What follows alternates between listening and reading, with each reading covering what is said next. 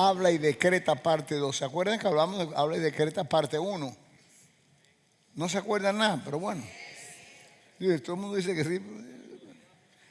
Mientras más se expanda mi fe, más recibo. ¿Por qué? Porque mientras más se expanda mi fe, no es que tú no tengas fe. Todos tenemos fe si recibimos a Cristo. ¿Cuántos han recibido a Cristo aquí? ¿Tú sabes cuántos cristianos han recibido a Cristo y de pronto por cualquier situación que quieren adquirir y no pueden, no la alcanzan, lo que sea, dicen, bueno, yo no tengo fe?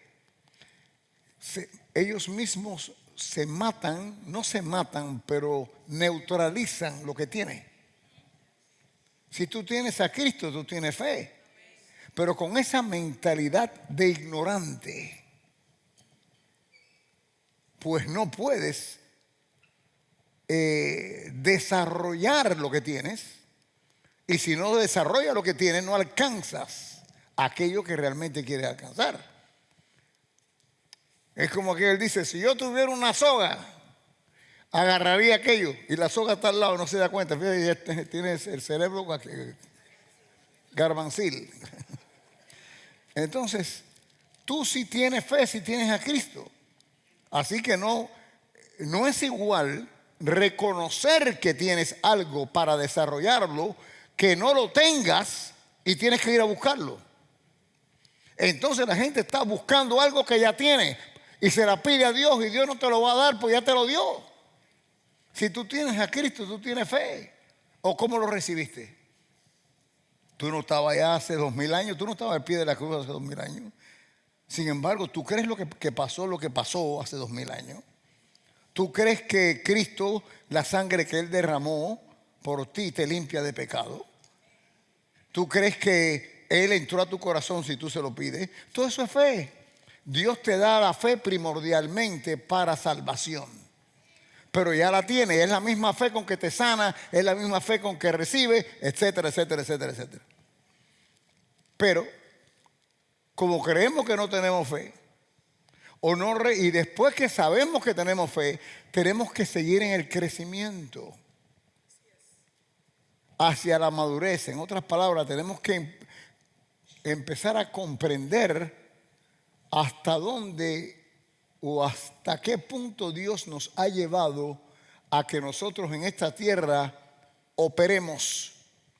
Y para eso, claro, la fe es la que me va a ayudar, que ya yo reconozco que la tengo, pero voy a subir de escalón. Son escalones. Entonces aquí, en esto, por ejemplo, nuestro texto es Génesis capítulo 1. Y voy a comenzar realmente es el versículo 3, pero voy a empezar el 1. Dice, en el principio creó Dios los cielos y la tierra. Y la tierra estaba desordenada y vacía. Ya les dije ya que hay miles de años, o tal vez millones de años, entre el versículo 1 y el versículo 2, porque Dios, bajo ningún concepto, Él hace nada desordenado ni vacío. Amén. Y aquí es donde viene la situación. Les recomendé el libro que yo tengo, que se llama, ¿qué nombre le pusimos? Confrontando las tinieblas. Ahí explico qué pasó del primer versículo al segundo versículo, y ahí explico los demonios, quiénes son los demonios, qué ha pasado, etcétera, etcétera, etcétera. Porque todos confrontamos tinieblas. Cada vez que tú confrontes algo negativo en tu vida, estás confrontando tinieblas, porque Dios es luz, bendición y bueno. Y la tierra estaba desordenada y vacía, y las tinieblas estaban sobre la faz del abismo, y el Espíritu de Dios se movía sobre la faz de las aguas. Ahora comienza lo que quiero decirle. Y dijo Dios, digan, dijo Dios, sea la luz, y fue la luz. En otras palabras, esto ya lo expliqué bien, pero tengo que tocar un poco, porque aquí hay gente nueva que apenas vino. En realidad, Dios soltó un mandato soltó un mandato. Dijo Dios, sea la luz. Cuando ese mandato fue soltado, cuando esa orden o mandato fue soltada, iba acompañado de cierto elemento creativo. Y ese mandato entonces hizo que impactara lo que no había, y lo que no había se convirtió en había. ¿Me siguen? Lo que no existía, de pronto comenzó a existir. Por obediencia al mandato o a la orden, dijo Dios, hágase. Ahí viene la cosa. Entonces, esto es importante, porque hubo una manifestación creativa en el mandato, al punto que eso queda en la tierra. Todo mandato o toda orden lleva un elemento de manifestación o creatividad.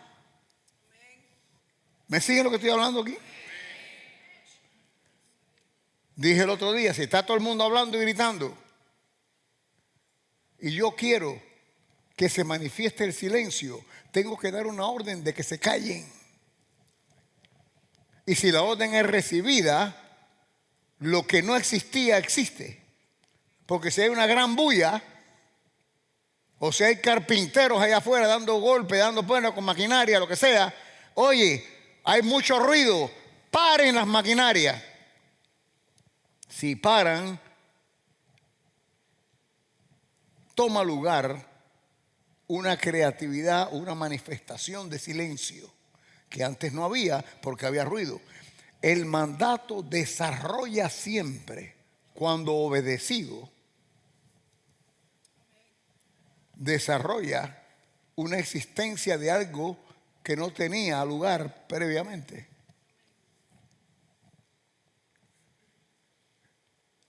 Lo interesante de esto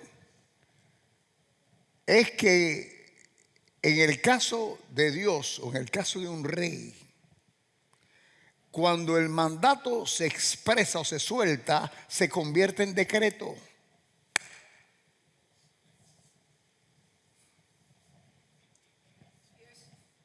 Se convierte en decreto, y decreto es una ley que la establece el rey.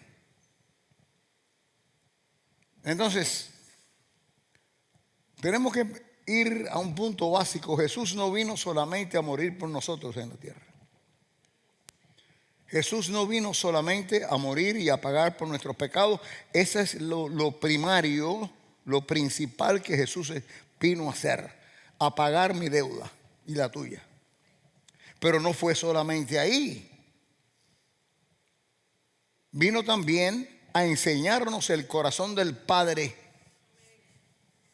sus virtudes, sus atributos, su santidad. Efesios 5.1, ¿qué dice Efesios 5.1? Sed pues que Jesucristo imitaba todo al Padre. Él decía, yo digo lo que dice el Padre, yo hago lo que veo que el Padre hace, todo lo que el Padre hace. Entonces, ¿para qué? Para enseñarnos a nosotros quién era el Padre. Y que lo que el Padre tenía, yo debo imitarlo también. No una imitación a hacer estrellas, ni soles, ni lunas. Es a imitar su método de operación para establecer sus virtudes y sus principios. Porque el propósito de por qué tú naciste está lleno de los deseos de Dios. Nadie ha nacido por gusto, aunque a mí me encontraron un latón de basura. Olvídate, el latón de basura es ser un lugar santo que Dios te dejaron ahí. No era la voluntad de Dios que te tiraran en un latón de basura para que te muriera. Pero Dios lo declaró santo cuando un malvado peció en el latón de basura. Porque tú tienes algo, tú tienes un propósito que cumplir en esta tierra.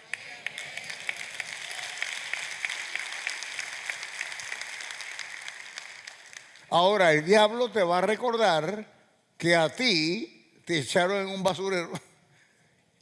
Te va a recordar que eres feo. Te va a recordar que eres calvo.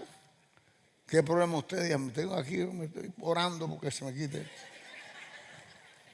Te va a recordar que eres cuatro ojos. De chiquito se burlaban de ti porque tenías espejuelos, ¿te acuerdas? Decían cuatro ojos. Te rechazaban. Te quitaban la merienda, por Dios, qué cosa más grande. Entonces, jugaban contigo, te abochornaban. Porque el diablo siempre te ha querido pisado. Pero recibiste a Cristo y empiezas a aprender que tú eres más que vencedor. Ay, Dios. Empiezas a aprender que soy más que vencedor y lo primero que tengo que vencer son mis complejos y todo lo que los años anteriores han sembrado en mi mente. Mis enemigos, hasta mis amigos que se burlaban de mí de vez en cuando. Todo aquello negativo que en todos mis años se ha sembrado en mí y el diablo se ha aprovechado para afirmar que soy lo que ellos decían de mí, pues ahora todo lo viejo ha pasado. He aquí, todo es hecho nuevo. Aplausos al Señor.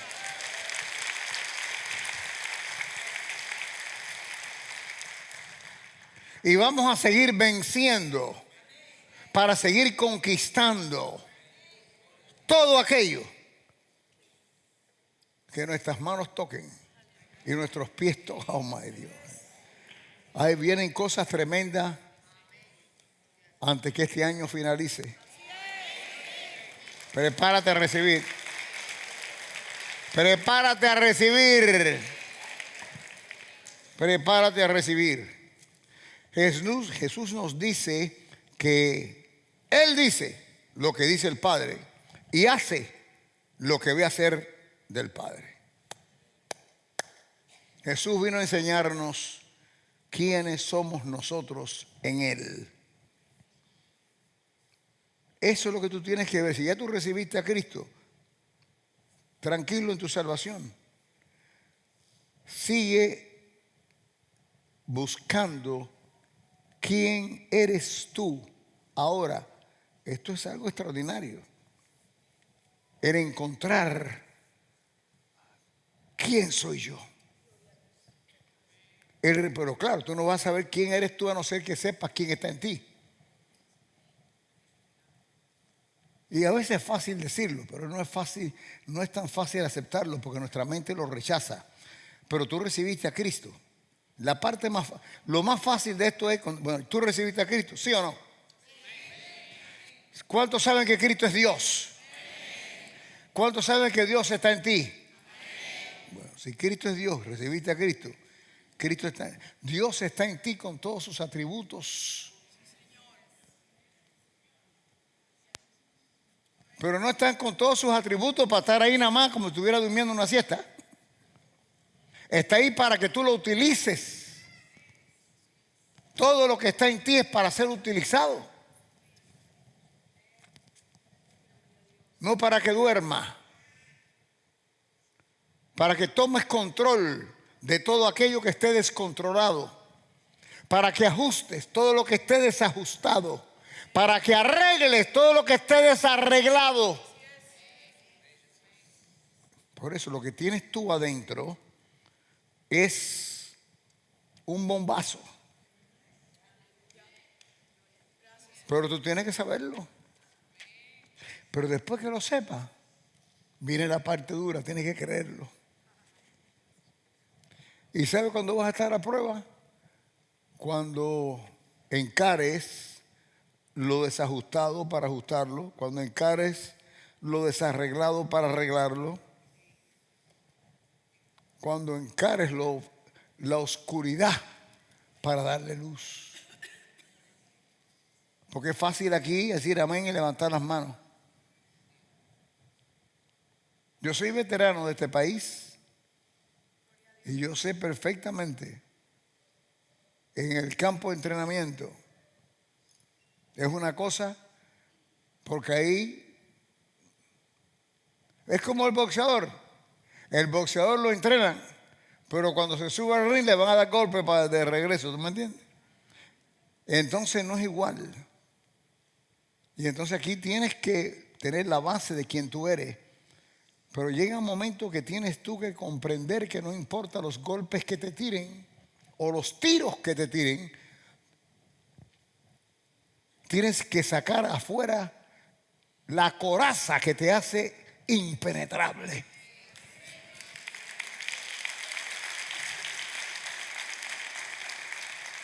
Pero tienes que creerlo. Si no, el primer tiro te lo meten en la frente. ¿Me estás oyendo, Carmelita?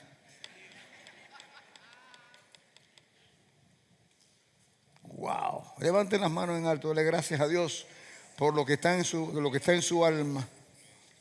Y ustedes que me están mirando en este momento por la internet, atiendan bien. Porque esto es una cosa mundial y vienen tiempos peores. Vienen tiempos peores para la humanidad, pero nosotros, aunque somos parte de la humanidad, no somos parte de la humanidad. Somos nueva creación, de acuerdo a la Escritura. Somos nueva creación, de acuerdo a las Escrituras. Ahí donde está, en 2 Corintios 5, 17, todo lo viejo ha pasado, he aquí todo es hecho nuevo, pues soy nueva criatura. Así que realmente soy parte de la humanidad, pero pertenezco a otra raza. Esta es otra raza. Quiere decirte que tú no eres ya ni blanco, ni negro, ni azul, ni amarillo. Amarillos son los cobardes. Ya tú no eres realmente, cuando la Biblia dice que somos una nueva creación, está hablando que somos una creación específica para Dios. Le pertenecemos a Él y a una creación que Él ha hecho, en la cual Cristo es el Rey de ese reino.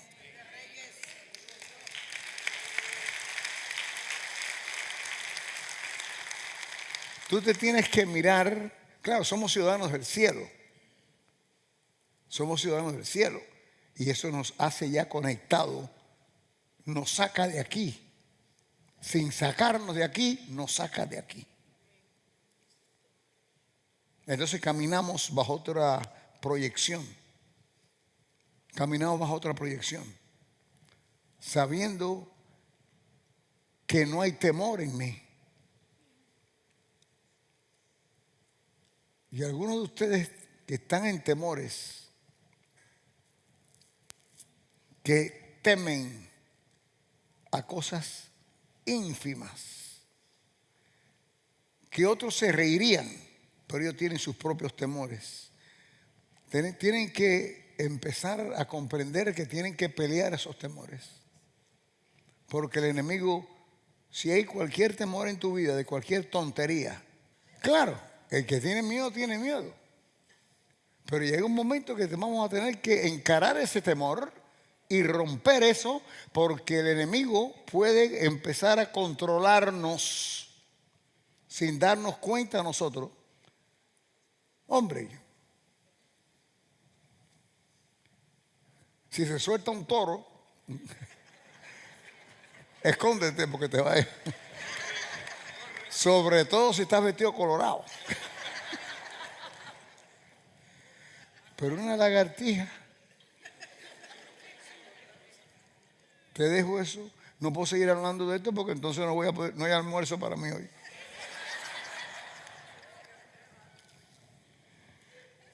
Entonces, familia, Jesús nos dice que Él dice lo que dice el Padre y hace lo que ve el Padre hacer. Jesús vino a enseñarnos quién somos en Él. Estoy en Él. Ahora fíjate, en Él, estoy en Él, y si yo estoy en Él, Él está en mí. Acuérdate, cuando tú recibiste a Cristo en tu corazón, Cristo te recibió a ti en su corazón. Por eso es que tú estás sentado, dice el libro de Efesios, que tú estás sentado con Él a la diestra de Dios Padre. ¿Por qué estoy acá? Bueno, porque Él te recibió a ti. igual que tú lo recibiste a Él. Así que tú tienes a Cristo en tu corazón y Cristo va a decir, yo tengo a Juanito, a Margarita, al otro, a todo el mundo en mi corazón también. Físicamente tú estás aquí, pero en fe tú estás allá con Él. Él físicamente, en carne y hueso, está allá arriba porque Él subió, sentado al lado del Padre, pero en fe está en tu corazón que tú lo recibiste.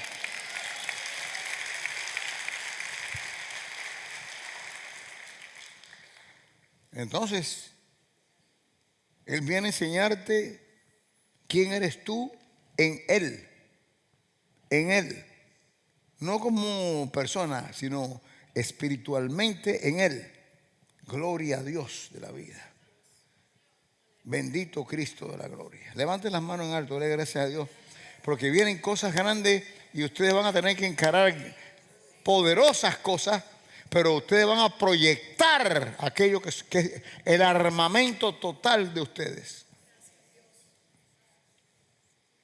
O sea, ya leímos Apocalipsis 1:6, pero tengo que volverlo a leer claramente. Bueno, el 5 dice, y de Jesucristo, el testigo fiel, el primogénito de los muertos y el soberano de los reyes de la tierra, al que nos amó y nos lavó de nuestros pecados con su sangre. Y nos hizo, ¿cuándo nos hizo? Después que nos lavó de nuestros pecados con su sangre. Y nos hizo, ¿qué cosa? Y nos hizo. ¿Quiénes son los reyes? ¿Quiénes son los sacerdotes? Mira, el sacerdote representa al pueblo. El sacerdote representa a su familia, al necesitado. El sacerdote intercede. ¿Me entienden lo que estoy hablando? En el Viejo Testamento el sacerdote representaba al pueblo. Iban ante la presencia de Dios a hacer sacrificios, etcétera, etcétera, porque representaba. El sacerdote, el que ora, etcétera, etcétera. Y esto es interesante, pero el rey no. El sacerdote es una cosa y el rey es otra. El rey es otra. El rey ordena, defiende, conquista, establece, ajusta. El rey juzga. Entonces la iglesia ha sido enseñada, inclinada al sacerdocio, no hacia el reinado, no hacia la monarquía. Por eso es lo que yo estoy enseñando aquí. El pastor dice, ¿pero qué está hablando este hombre? Porque todo es intercesión, oración, arrepentimiento, representación. El sacerdote representa al pueblo y todo aquello que es áreas sacerdotales. El sacerdote la lleva a cabo. Y la iglesia se inclina a eso. Que está bien que lo haga, tiene que hacerlo. Porque somos sacerdotes. Pero Reyes no ha hablado mucho. Pero es importante. Porque así como pasa el tiempo, interesante también que es como, y la Biblia pone al rey primero, reyes y sacerdotes, no sacerdotes y reyes. ¿Pero qué quiere decir? ¿Que es más importante ser rey que sacerdote? No necesariamente, pero sí en algunos casos. Porque yo creo claramente que la Biblia me enseña a mí áreas geográficas que yo tengo que gobernar. Y tú tienes que gobernar áreas geográficas. Pero primero yo tengo que vencer eso y conquistarla para poder operar sacerdotalmente en ella. ¿Me siguen lo que digo? Entonces, esto puede ser chino para alguna gente. Porque nada más que se habla de la parte sacerdotal. pero ustedes también son reyes. Hay momentos que van a ser sacerdotes y momentos que van a ser reyes.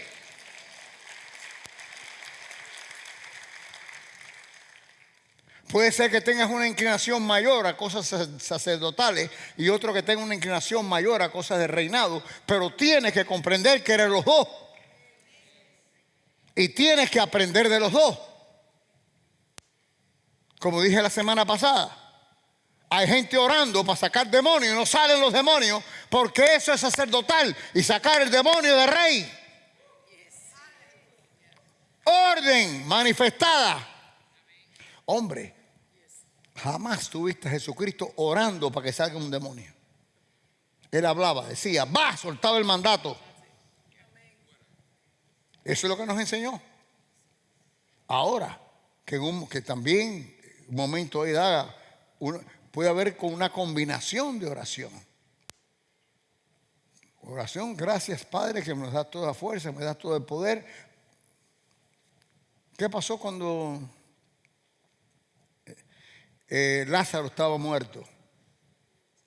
Gracias Padre que me escuchas. Una oración sacerdotal, pero ya paró ya. Lázaro, ven fuera. No se puso, se hubiera gastado la lengua a todo el mundo ahí. Él le dio gracias a Dios sacerdotalmente. Corto, al punto. Pero a la hora de hablar, le habló a donde mandato al punto que quería que tomara lugar. Orden dada para que se manifestara lo que no estaba manifestado. ¿Qué no estaba manifestado? Que el tipo estaba muerto y lo quería vivo. Soltó el mandato, que todo mandato va con fuerza. Fuerza creativa o manifestativa. Y se manifestó la vida.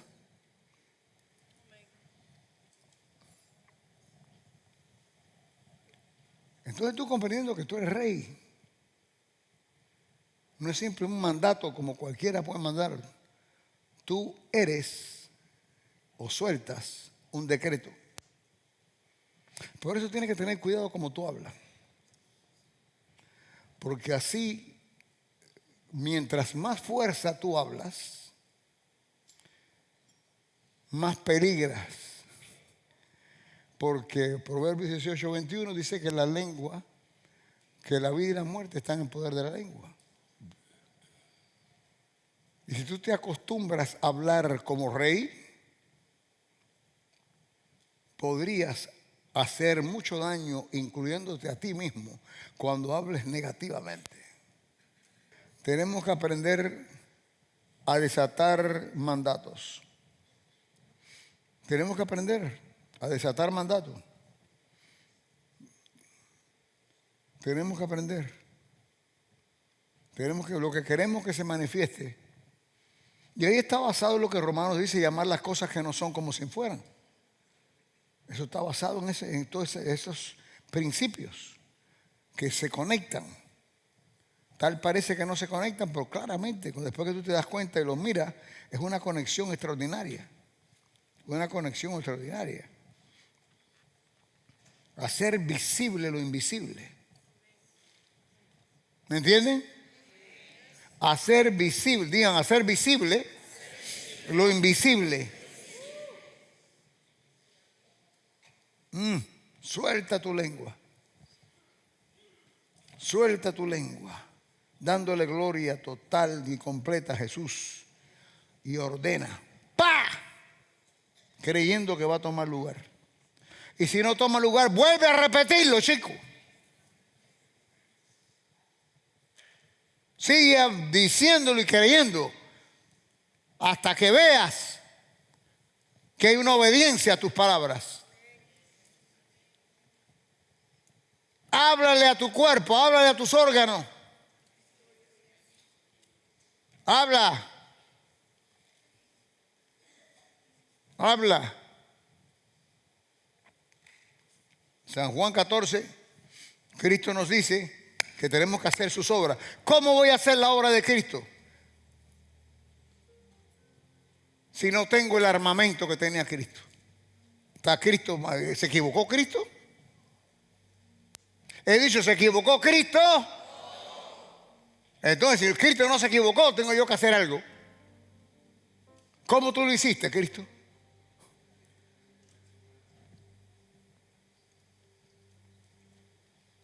Todo lo que yo veía que el Padre hacía, lo hago. Y todo lo que decía, lo digo. Entonces quiere decir que yo tengo que decir y hacer lo que Cristo hacía y decía. Pero usted no es Cristo. Yo no soy Cristo, pero soy parte de Cristo. Soy parte de Cristo. Además, Cristo es que me está diciendo a mí, a la obra que yo hago, hazla tú también. Yo nunca le he dicho a Cristo que yo la obra. Yo no vine, Señor, yo quiero hacer tu obra. No, Él me dijo, las obras que yo hago, tú las harás también. Entonces yo tengo que decirle a Él cómo lo hago. Dame las mismas herramientas que tú tienes para hacerlo.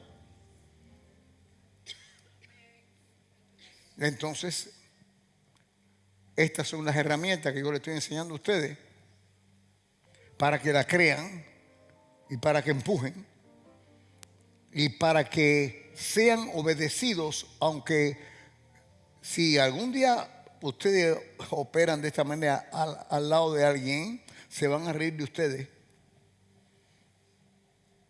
Se van a reír de ustedes. Van a decir que están locos. Van a decir que esto es un culto raro de esta gente. Esto es que es un grupo marciano que se reúnen aquí. Marcianos sin antena. No, pero porque es una cosa que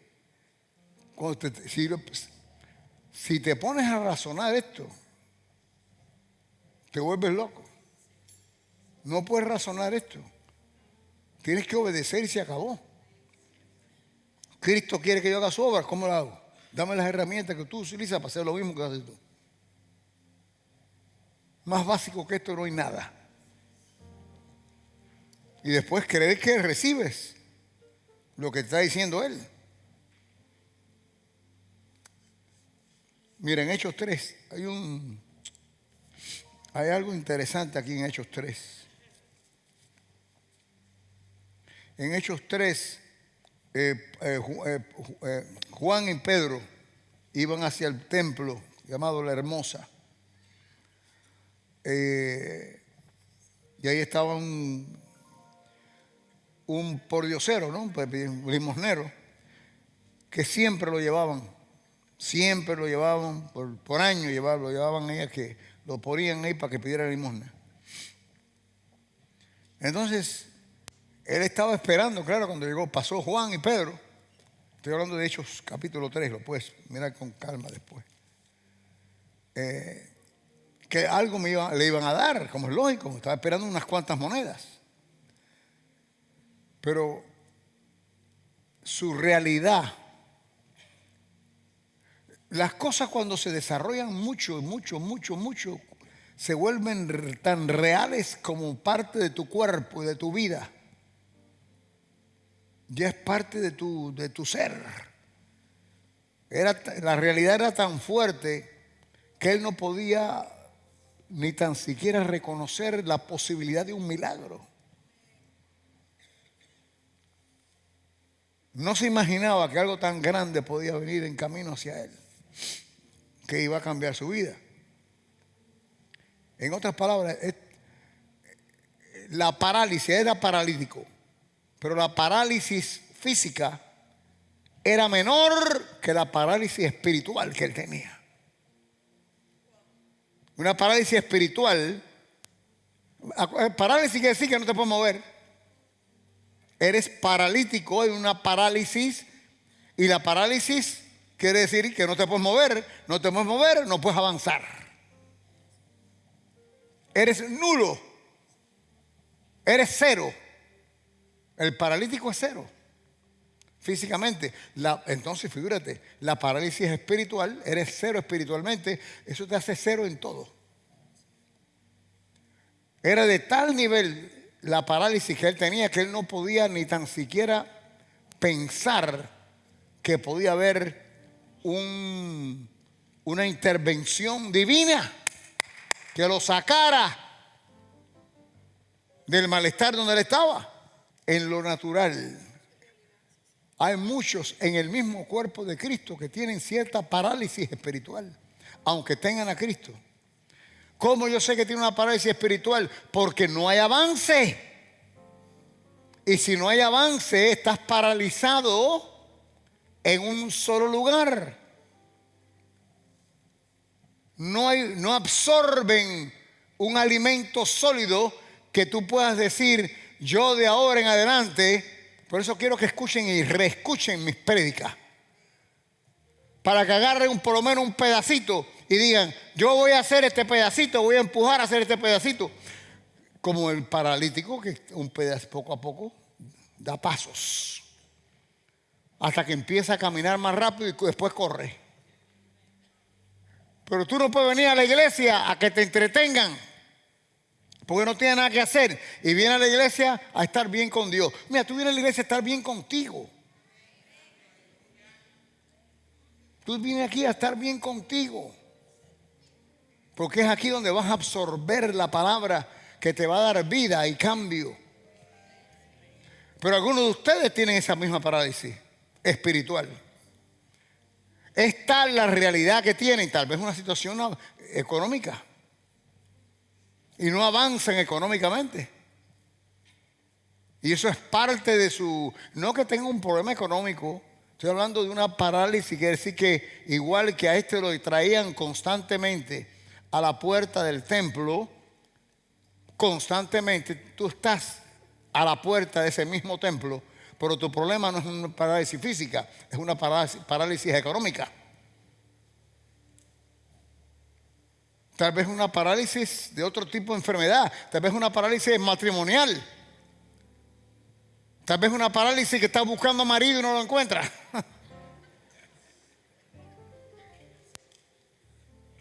Entonces hay que ver qué ajuste tenemos que hacer. ¿Cómo rompo?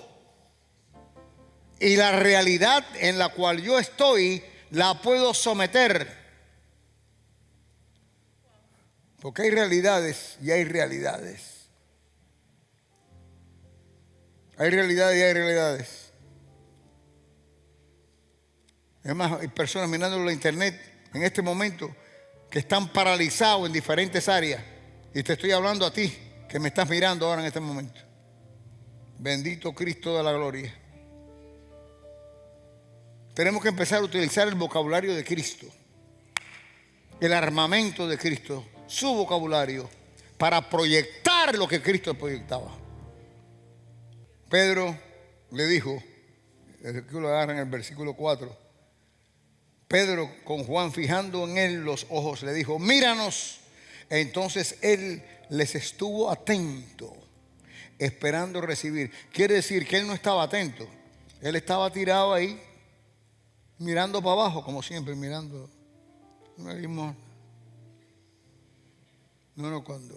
Pero fíjense, la orden. Hay una orden, hay un mandato. Míranos. No, si puedes, mira, levanta la cabeza, hijo mío. No. Aquí no hay hijo mío, ni madre mía, ni nada de eso. Oye, míranos. A veces a la gente hay que... Lo que pasa es que la gente quiere que le pasen la mano. Por eso se queda 1000 años más ahí. Por eso algunos de ustedes se van a quedar atravesados en su parálisis. ¿Por qué? Porque tú también quieres que te pasen la mano y que te digan, ay, el Señor te va a orar. Te lleva un sacerdocio flojo, pues no es ni fuerte, es flojo. No. Míranos. Mírame la cara, mírame los ojos.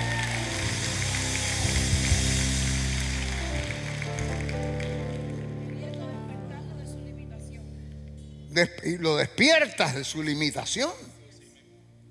Porque entonces ya empezó el cambio en él cuando suelta esas palabras. A ver cómo dice aquí exactamente.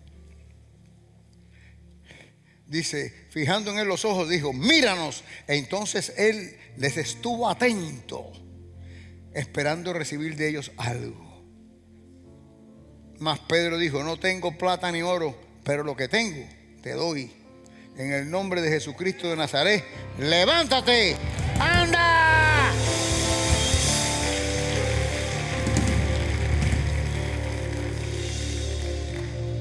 Aquí hay doble orden. Primeramente es el míranos. Después levántate. Después levántate. El mirar era para que cobrar toda la atención y reconocer que hay algo más que puede venir como una intervención divina. Acuérdense que hay realidades, pero hay realidades. Entonces, en la realidad espiritual es donde Dios está. Y Dios te ve a ti como en la realidad espiritual. Pero nosotros estamos operando en las realidades naturales. Si nosotros no aprendemos a reconocer que las realidades espirituales o sobrenaturales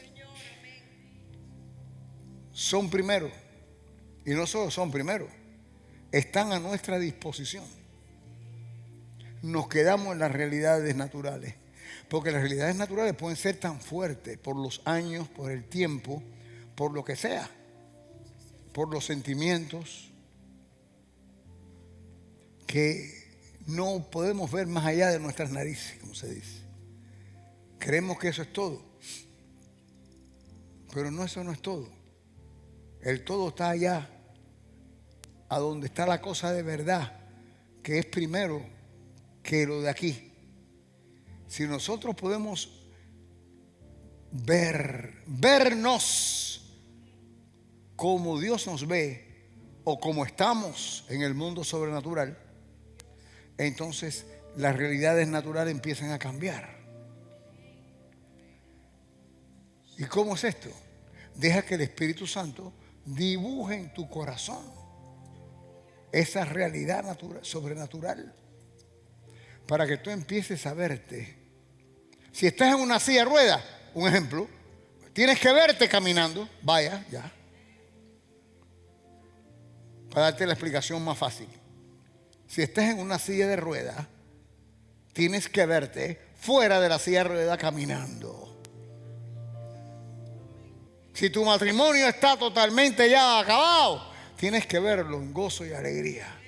Pero claro, tienes que también apoyarte en ese gozo y alegría. No solo que lo veas diferente a como está y entonces le dé a tu marido con el sartén en la cabeza. Tal vez vas a tener que pedir perdón. Déjame decirte una cosa, y no me saques que la culpa no es tuya. A veces el pedir perdón opera milagros cuando tú lo haces y la culpa no es tuya, porque eso es un paso de humildad muy grande. Entonces, el tú pedir, claro, la gente no quiere pedir perdón si no es su culpa. Es más, con la culpa la gente no quiere pedir perdón. Cuando la culpa es tuya, tú no quieres pedir perdón. Entonces, figúrate tú, pedir perdón cuando la culpa no es tuya. Eso te da dolores de barriga total. Bueno, que te den dolores de barriga, pero vas a ver la recompensa, porque vas.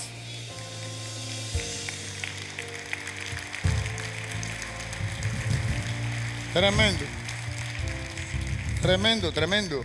Si haces algo como eso, que no tiene lógica humana, porque el perdón se pide cuando la culpa es tuya. Pero aquí se pide el perdón simplemente porque tú lo que quieres es atraer o amarrar la realidad sobrenatural, traerla y hacer una realidad natural de eso. Y entonces no puedes actuar como se actúa normalmente. Pido perdón si es mi culpa. Y claro, en el mundo es un avance tremendo, porque claro, mucha gente siendo culpable no quieren pedir perdón. Así que si ya tú llegaste al punto de que quieres pedir perdón siendo culpable, ya te aplauden aquí abajo. Pero eso no es suficiente para Dios.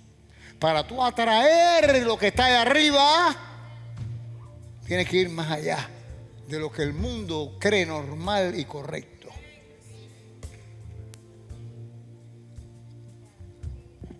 Así que tiene que empezar a desatar mandatos. Digan, soy rey.